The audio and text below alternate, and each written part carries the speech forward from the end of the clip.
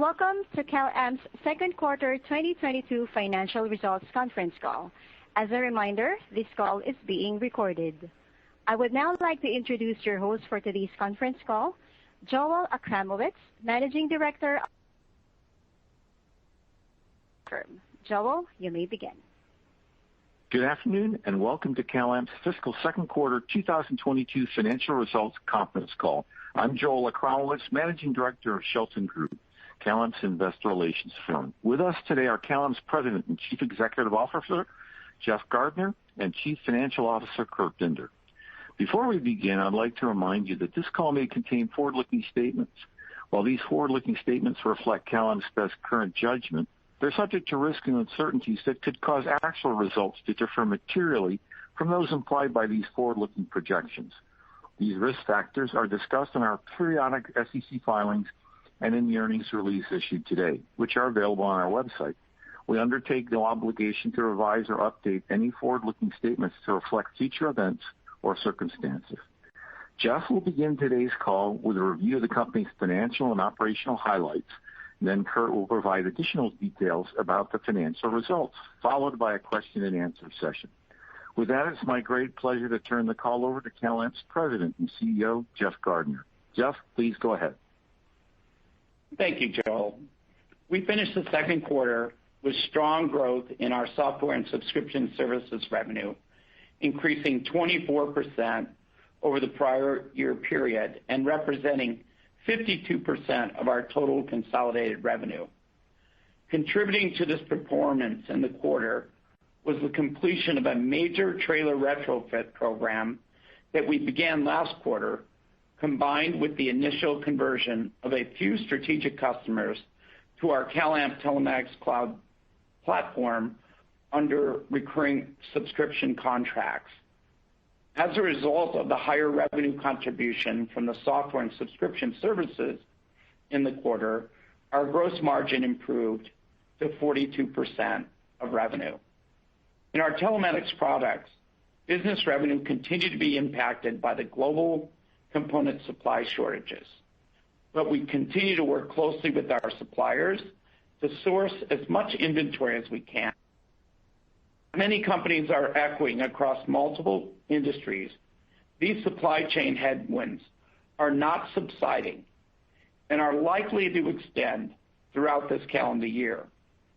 Despite some recent improvements in allocation, we are still far from optimal levels. It's worth noting that with our backlog at record levels, we could have recognized much higher revenue in the quarter if we had been able to source more components. It is our view that we are not losing orders as a result of this backlog. They are just a bit deferred relative to our original plan. We have every confidence that our supply chain is operating as well as or better than any firm in the industry. The positive element to this situation is that demand remains very strong, supported by the worldwide 3G to 4G upgrade cycle. This strength is especially evident at our largest customer, which continues to perform very well. With our global operations team actively engaged, we expect to ship approximately 20% more devices in the back half of our fiscal year than in the first half. Now let me turn to the progress we made across our business during the quarter. In addition to the ongoing market development efforts underway in support of our Ion SaaS application in the U.S., we recently launched this flagship fleet management solution in Italy and the UK as part of our EMEA expansion strategy, and we'll be launching it in other international markets in the coming months. Ion's rich feature set provides real-time data insights on vehicles, drivers, and assets for business-critical decisions. With CalAmp's global sales training and progressing very well, we expect to continue to expand the reach of this highly effective connected intelligence platform to commercial and fleet operators across the globe. We also enhanced our Ion Tag product family with the addition of our newest Ion Extreme Temperature Tag. This new smart sensor tag utilizes a thermocouple probe to monitor environmental temperatures of assets in conditions as low as negative 270 degrees Celsius and as high as 400 degrees Celsius, making the device ideal for tracking and monitoring shipments of pharmaceuticals, vaccines, biological materials, and liquid nitrogen. Our Ion Extreme Tag has been highly effective in the midst of the pandemic as our customers employ it for tracking and monitoring shipments of vaccines safely and at the right temperatures to preserve efficacy. In addition to the smart trailer retrofit program I discussed earlier, that also included the launch of a new solar-powered gateway, we recently teamed up with Translead to support the launch of a smart trailer technology platform, HT LinkSense. This powerful tracking solution employs our edge-to-cloud gateway and provides one of the most open and smartest trailer enablement platforms in the industry. With HT LinkSense, we integrate Hyundai's trailer sensors on our CTC cloud platform and deliver actionable insights via the Ion application to fleet operators so that they can maximize trailer usage and safety.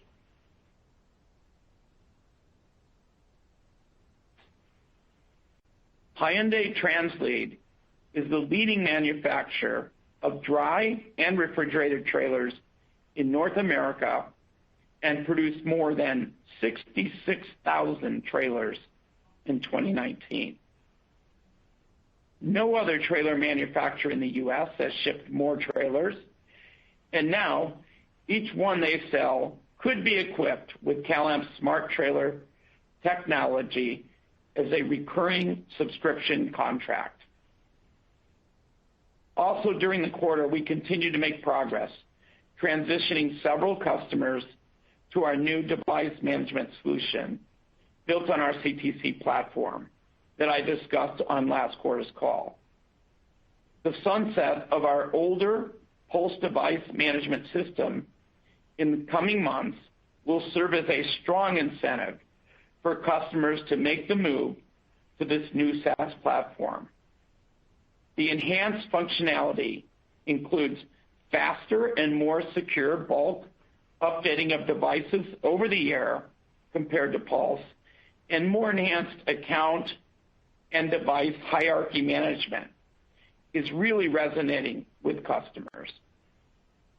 We're excited about migrating our customers' in-field devices as well as all new orders to make their businesses run more efficiently as we accelerate our transition to a SaaS company with our industry-leading edge devices. In summary, CalAmp continues to make significant progress towards achieving the objective of becoming a leading provider of recurring software and services in the telematics industry. Our powerful new Ion telematics application and device management SaaS solution are making a noticeable impact on the industry. I'm proud of the team and what we've accomplished so far this year in this supply constraint. Excited about the opportunities that lie ahead for CalAmp. With that, I will now turn the call over to Kurt for a closer look at our second quarter financial results, and then we will open the call to your questions. Thank you, Jeff. Today, my commentary will include reference to the non-GAAP financial measures of adjusted basis net income, adjusted EBITDA, and adjusted EBITDA margin. A full reconciliation of these non-GAAP measures with the closest corresponding GAAP basis measures is included in the press release announcing our fiscal 2022 second quarter earnings that was issued this afternoon. Also, as a reminder, the financial results of our LoJack North America business that was sold effective March 15th of this year are being accounted for as discontinued operations. So the financials I will review reflect our continuing operations, and we have revised prior periods for historical comparison purposes. Total revenue from continuing operations in the second quarter was $79 million, which was up 6% year-over-year and down 1% sequentially. The year-over-year revenue growth was attributable to solid performances in the transportation and logistics market vertical, and to a lesser extent, connected car. International revenue totaled $24.7 million, or 31% of total revenues for the quarter, driven by solid revenue performances in the LATAM region.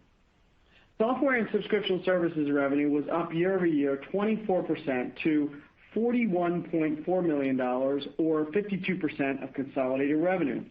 Our software and subscription services business benefited from the completion of the trailer retrofit project with our major package delivery and transportation customer, as mentioned by Jeff earlier. This customer subscribes to our CTC platform services to manage its trailer fleet in the United States. The shipment of the related solar-powered devices requires upfront revenue recognition in this bundled subscription contract arrangement. We will be selling this solar-powered device as a standalone product to our other telematics. As Jeff mentioned, we continue to make great progress in converting our telematics device customers over to the new CTC device management platform as we sunset our older Pulse system. With the new device management platform, we are converting our customers into multi-year subscription arrangements. In the second quarter, we converted a few strategic customers, and we anticipate the momentum of customer conversions to continue into the second half of this fiscal year and beyond. It should be noted that the revenue contribution from our software and subscription services business may vary from quarter to quarter depending on the installation and activation of devices, as well as the timing and progress of our transition of customers to our CTC platform. But over time, our goal remains the same: to increase the amount and percentage of revenue that is under recurring subscription contract arrangements.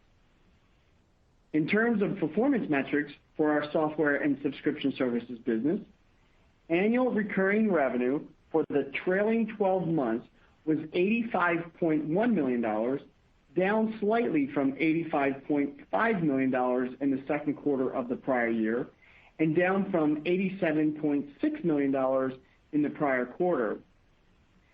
The sequential decline in ARR resulted from customer churn of a number of smaller customers as we consolidated our existing customer base onto the new Ion software solution during fiscal 2021 and in the midst of a global pandemic. Since this customer conversion initiative is now substantially complete, we have observed customer churn moderating to more normalized levels.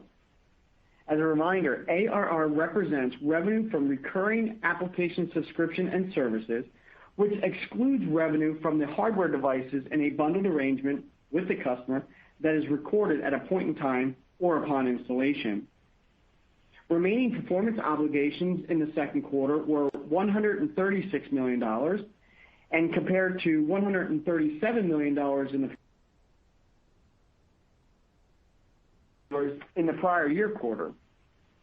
The slight sequential decline resulted from the completion of the trailer retrofit program mentioned earlier, which reduced our customer performance obligations in the quarter. This metric represents all contracted revenue, including deferred revenue, and contracted but unbilled revenue related to bundled contracts with customers. Additionally, we are pleased with the growth in our base of active subscribers during the quarter. Our total number of active subscribers at the end of the second quarter was 989,000, up from 954,000 subscribers last quarter. The subscriber growth is evidence that we are successfully converting our customers over to the new CTC device management platform and onto the Ion Fleet application. Telematics products revenue in the second quarter was down 8% year-over-year and 16% sequentially to $37.6 million, primarily due to the continuing constraints in the supply chain. Customer demand, however, remains very strong for our telematics solutions due to the ongoing global 3G to 4G upgrade. We're doing everything within our control to source components to increase inventory. And although we expect these challenges to persist for the remainder of our fiscal year, we do expect to ship more devices in the second half than we did in the first half. Within the telematics products reporting segment, OEM products revenue decreased 22% sequentially and 8% year-over-year to $15.9 million. Our largest customer represented $14 million in revenue for the quarter. This was up 2% from $13.7 million during the prior year quarter, although down from $17.3 million in the prior quarter, once again due to the supply chain constraints previously mentioned. We continue to expect solid demand from this customer and other customers for the remainder of the fiscal year. Consolidated gross margin from increased to 42.2% from 40.7% last quarter and 36.9% in the same quarter a year ago. The sequential and year-over-year increases resulted from the higher revenue contribution from our software and subscription services business and the benefit of a recent price increase that we implemented late in the prior quarter. Additionally, the prior year quarter was impacted by a $1.4 million one-time charge related to the resolution of a product performance matter with a customer. Our non-GAAP operating expense as a percentage of revenue was approximately 37.7% of revenue for the second quarter. We continue to evaluate our staffing requirements in order to support the customer order backlog and increase business activity with the transformation to a SaaS-based business model. In parallel, we have ongoing internal initiatives to further align our cost structure as a result of the sale of the LoJack SVR business in March. These initiatives should lead to improvements in our consolidated operating margin over time, even though we will continue to judiciously make investments when necessary to drive our future growth, particularly in product development, sales, and marketing.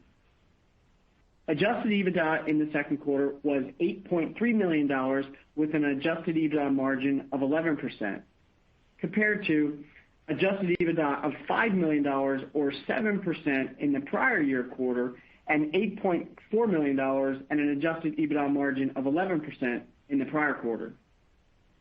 Now turning to our current liquidity position.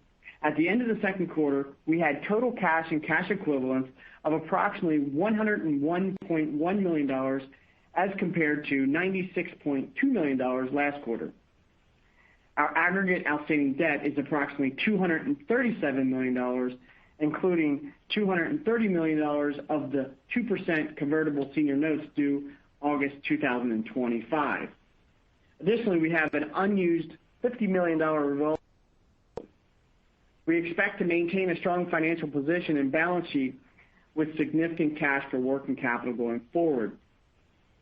In reference to our outlook for the third quarter of fiscal 2022, we are maintaining our policy of not providing quarterly guidance as visibility into product shipments remains uncertain due to the global component supply shortages. With that, I'll turn the call back over to Jeff to provide some final comments before we open the call up for questions. Thank you, Kurt. As you can see, we continue to generate significant cash while controlling operating expenses as we work to transform CalAmp. The continuing component shortages represent a temporary obstacle for sure, but we intend to work through it as we pursue our objectives. I want to thank our customers, shareholders, and employees for their strong support and commitment to our efforts. With that, I'd like to open the call up to your questions. Operator? Thank you, Jeff. As a reminder, to ask your question, you will need to press star and then the number 1 on your telephone keypad. And to remove yourself from the queue, just press the pound key. Please stand by while we compile the Q&A roster. Your first question comes from the line of Mike Walkley from Canaccord. Your line is open. Great. Thanks so much for taking my question. I guess the first place for me to start was just on the software and subscription revenue. Very strong, 17% sequential increase, and you called out the large trailer retrofit and with some hardware bundled in there. Just as a baseline, how should we think about modeling that business going forward, and given there was some one-time revenue in there? Thank you. Yeah, Mike, obviously, clearly that's our focus here, is to build a software company, and 50% was more of our long-term target. We benefit order, but maybe I'll ask Kurt to talk about how investors should think about that going forward. Yeah, so Mike, obviously, the revenue contribution from the software and subscription services we do expect to be a little bit uneven quarter to quarter as we work through installation and activations of devices, which is impacted by the supply chain challenges. And then that is coupled with the fact that now we are aggressively transitioning our customers in the telematics device business, the hardware-centric business, over to our CTC platform. So that is expected to create some variability.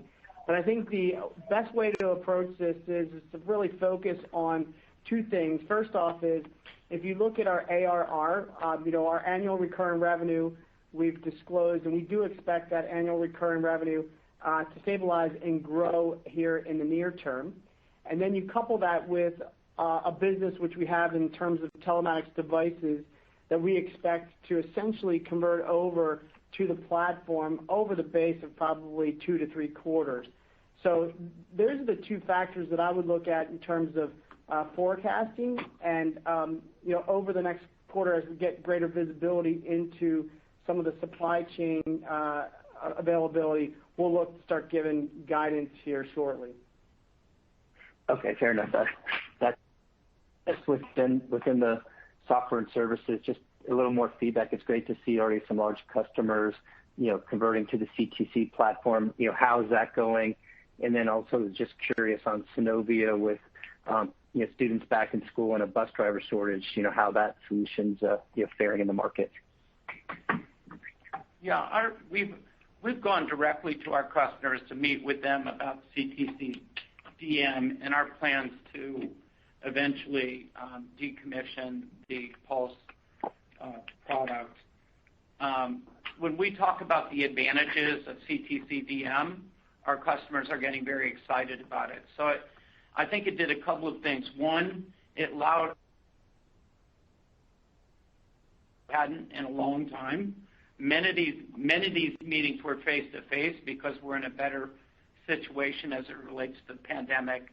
And we took all of our product and engineering team along with Kurt and I so that we could provide an executive level view of how we think this can help their product.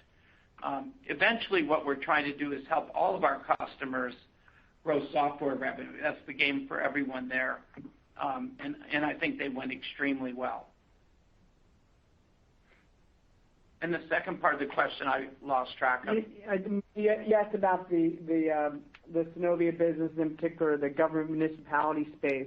And I think the best way to answer that is we were generally very pleased with the results in the quarter as it relates to our subscriber growth.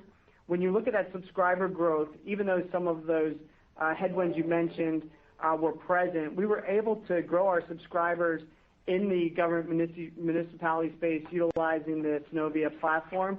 So generally pleased with that. The two other areas where we had some success were, as already mentioned, the conversion of our customers, a few select customers, to the device management platform, and then the recovery services bounced back a bit, principally in the EMEA region. So generally pleased with subscriber growth, and I think it's showing that a couple of things are happening well. One, we're getting traction on CTC device management platform coupled with our Ion software platform. Great, thanks. That's helpful. Last question for me, and I'll pass the line. Just with your comments about 20% higher device shipments in the back half of the year due to your work on the supply chain. Should we model maybe up 20% revenue in the back half of the year for telematics products, or is there a mix shift? Just trying to think about what that comment means in terms of your financial outlook for the back half of the year, knowing you're not giving guidance. We're not going to give guidance, obviously, but I think you'll see that mixed in between the traditional MRM products and OEM. Our business with our largest customer was affected by the component shortage as well as our regular MRM customers. So we're still very bullish. What I think is important for investors to note, obviously we thought those sales would be stronger earlier. None of us anticipated this pandemic to have such a long tail. But as I said in my call on my remarks, we think this is just deferring these. There's still the 3G to 4G transition is still happening. Customers are still dedicated to our edge devices because of their new unique capability. So we think that, and that'll continue to improve into 2022. And to highlight that, Mike, on your comment regarding the forecast, the bounce back in the availability of supply is not anticipated to happen as dramatically as we initially thought in Q3. It's certainly going to be a more gradual return to normalcy. We are seeing allocations in the supply chain get better, but nowhere near what we had originally expected. And what we're starting to see is a situation where even certain other markets, such as the automotive industry, are getting reallocations because of some of the political background that's out there. So anyway, we're working extremely hard with the supply chain and our contract manufacturers to garnish as much allocation as possible, and so we're expecting that the components will be up a bit over the second half over the first half. Even in this last quarter, I'll just mention a few things that I think highlight the caliber of supply chain that we have here at CalAmp today. Despite the semiconductor shortages and challenges across the industry, we hit 95% on-time delivery with our largest customer and 85% with our MRM customers. We successfully completed a 35,000 unit order for our largest transportation and logistics customer that was all shipped in the second quarter.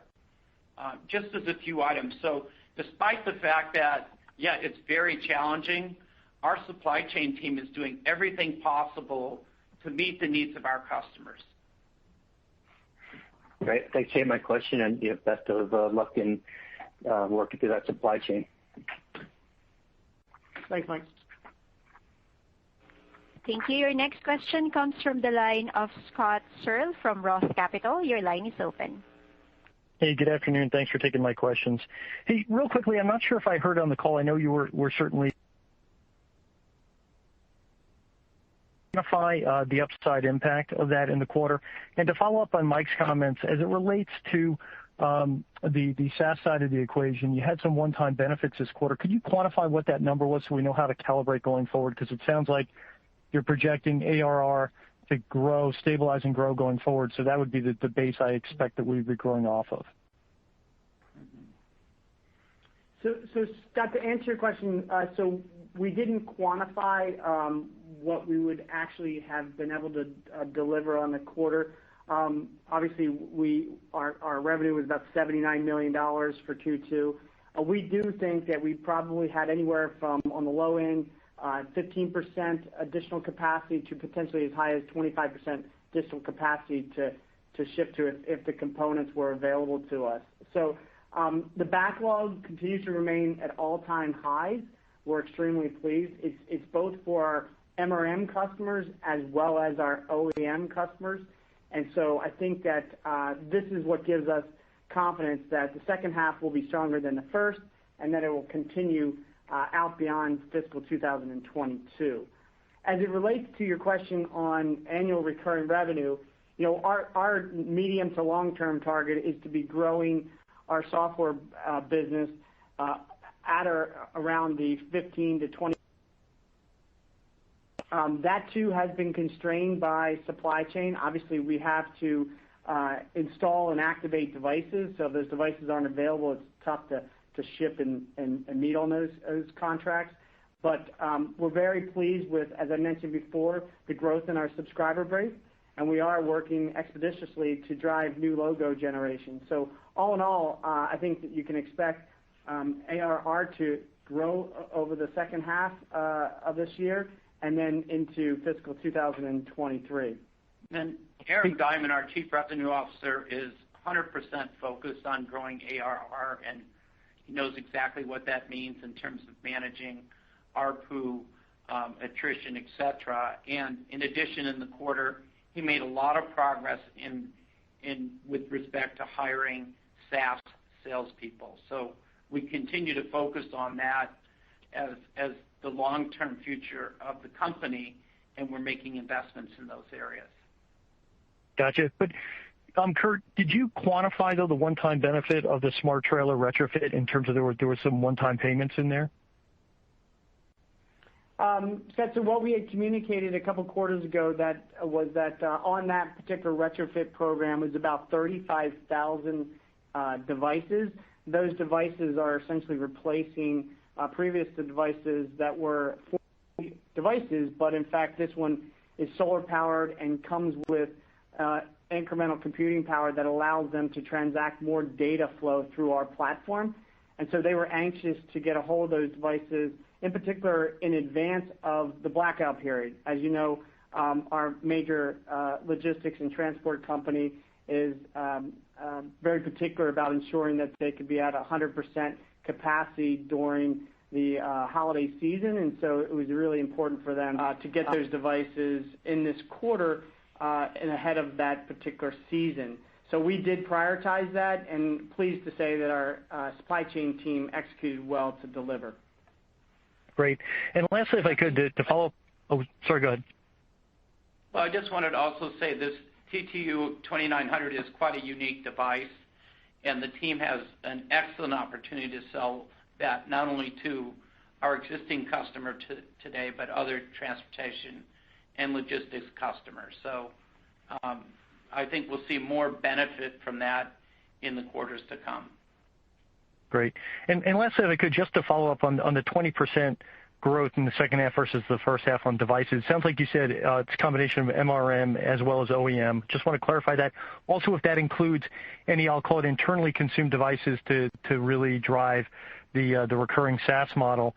But if you're comfortable guiding to that 20% number, that's pretty good unit growth. I'm wondering, what does the demand picture outlook look like on that front? And then also the gross margin impact. Certainly it's become a little bit more expensive to secure those components, to secure freight on some of those components and finished products. I'm wondering kind of how you're thinking about gross margins and going forward on that front. Thanks so much.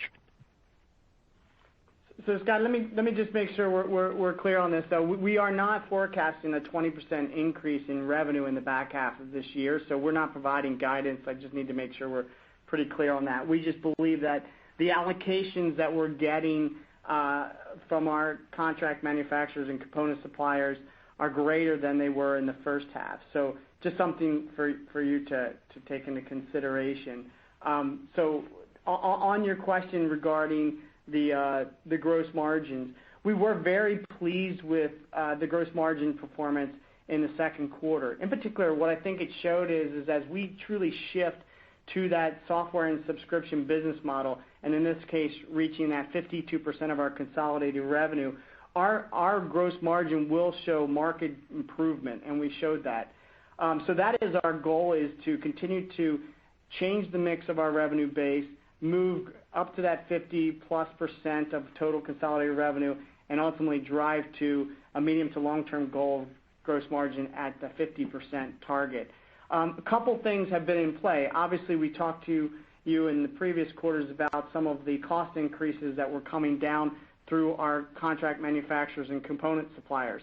Those cost increases we did try to offset earlier in the quarter, actually at the end of last quarter, by imposing a price increase, which was generally accepted very well by our customer base. Although not pleased, no one is always pleased with a cost up, but in fact understandable given everything that's going on.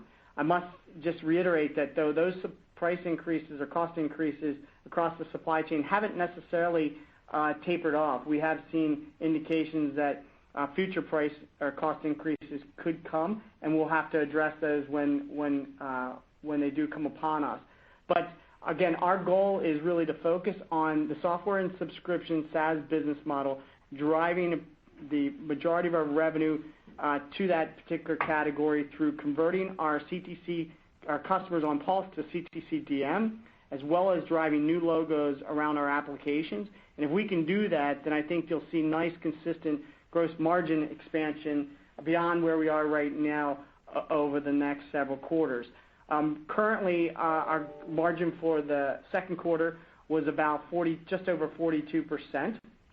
Depending on how things fluctuate in terms of our subscription revenue in Q3 and Q4, that could move up or down 100 to 150 basis points. So just be aware that that's something that is sensitive to us. Thank you.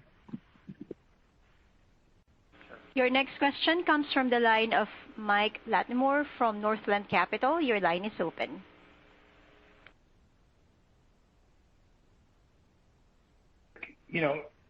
How extensive was, how big was the price increase, and how extensive was it across your customer base kind of during the quarter? We were approximately 4%, and it was pretty much across our base. We had to make some exceptions with some bigger customers that we had agreements with, but it was around 4%. That was our best estimate of what our costs were going up. So that's how I would think about that, Mike. Okay, thanks. And then on these, you mentioned a couple strategic accounts converting to CTC. Sounds like that led to more software and services revenue. So I guess when they convert, were they buying more features, more capacity, or can you explain why the amount went up per customer? It really did not have a big impact on our software and subscription revenue this quarter. It will going forward.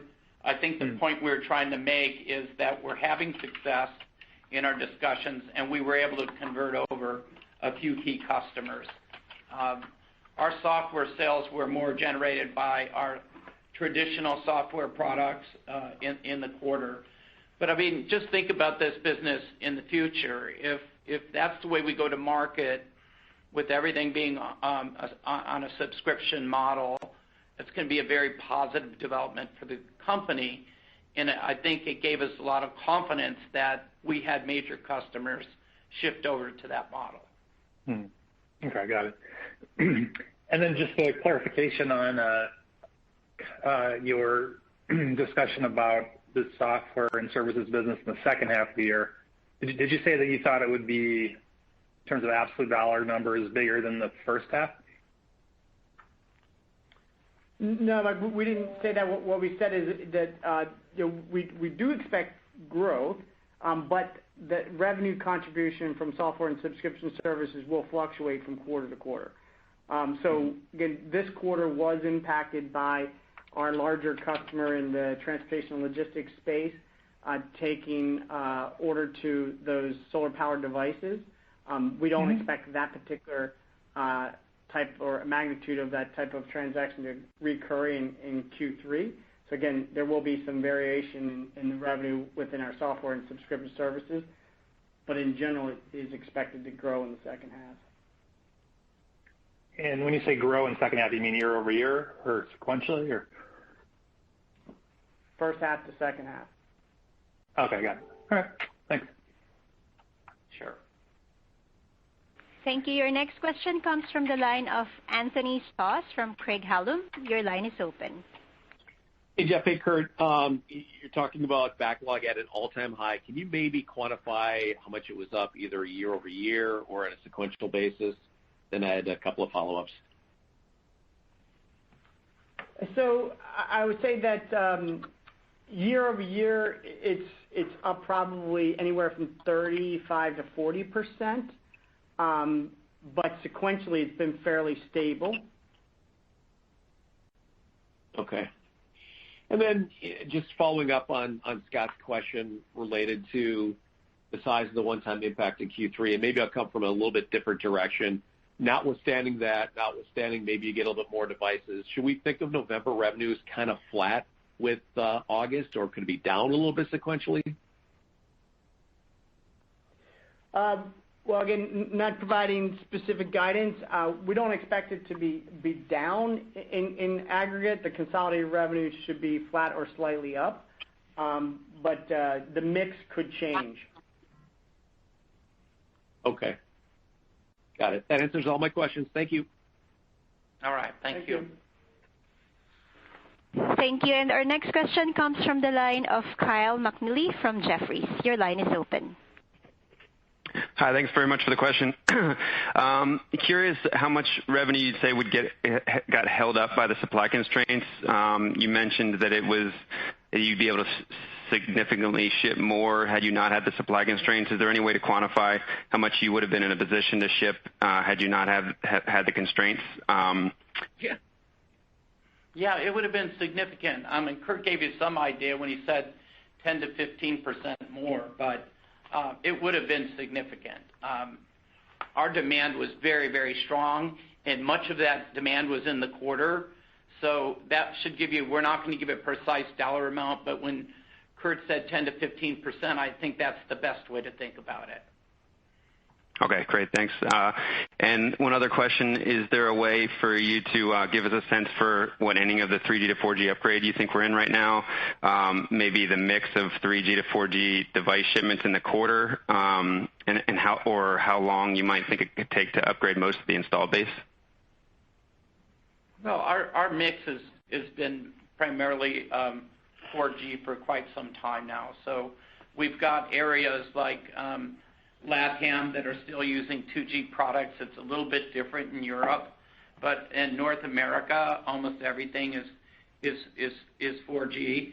And what inning are we in? Probably in the fifth inning in terms of the 4G to 5G upgrade cycle. Even our bigger customers still have quite a bit to do. So in terms of that being a catalyst in this business, I think we're talking about a number of quarters rather than just a couple in terms of what's in front of us.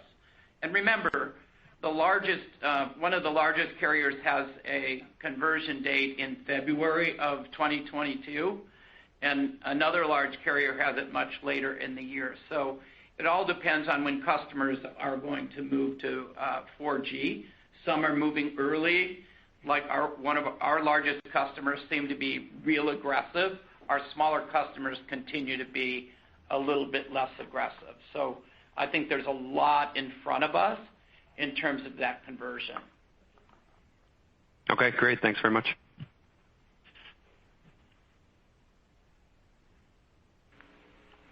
Thank you. As a reminder, to ask your question, simply press star and then the number 1 on your telephone keypad. Our next question comes from the line of Adam Bubes from Goldman Sachs. Hi, this is Adam from Goldman Sachs on the line for Jerry Brevich today. Was wondering if there's any update on how you're thinking about pricing on the CTC product versus pricing on the Pulse product. Sure, I can take that one. So on the Pulse product, it actually was incorporated in the overall device pricing. So there wasn't a specific fee associated with that particular feature. With the rollout of the device management platform and CTC, the pricing is going to vary a bit, and it really is about the type of features and the telematics services that the customer wants to consume. We have customers that use or will use Pulse or use the device management feature just to basically transact very simple data flow and information, things like, okay, is the device active? Is it in the field? Is it damaged? That kind of stuff. We have other customers that actually do scripting, which when I say scripting, it means software configuration at the edge, where they're essentially going into the device and layering in a piece of software that changes the functionality from hour to hour, day to day, as well as changes the type of data that it can pull from that device while it's in the field. And so the pricing is, as we're communicating with our customers, set to vary based upon essentially data consumption and usage.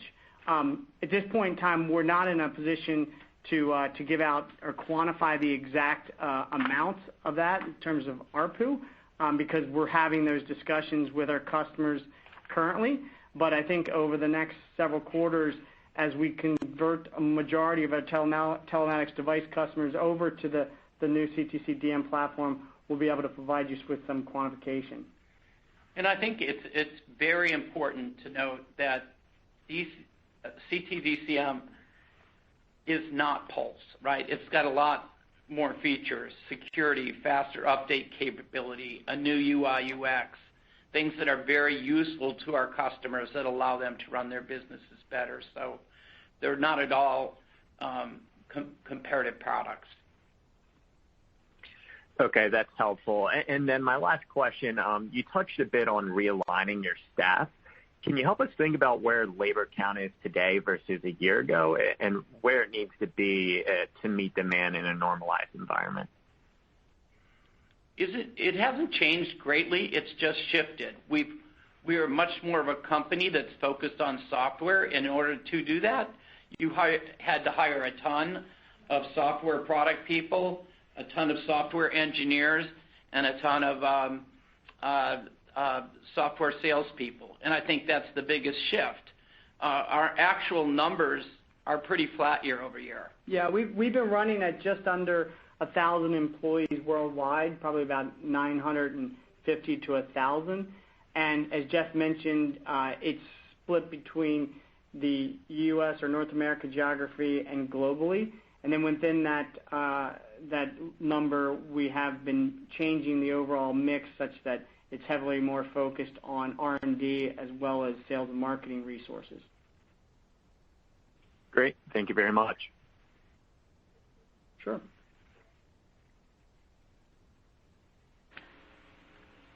Thank you. There are no further questions at this time. I will now turn the call back to Jeff Gardner, President and CEO.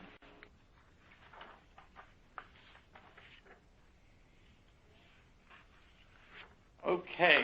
Well, thank you guys all for your time today. We appreciated all the questions and your continued support of CalAmp. Kurt and I are going to be at another conference upcoming. If you contact Shelton, they can give you more information on that conference. We'd love to spend some more time with you. But have a great day, and thanks for your interest in CalAmp.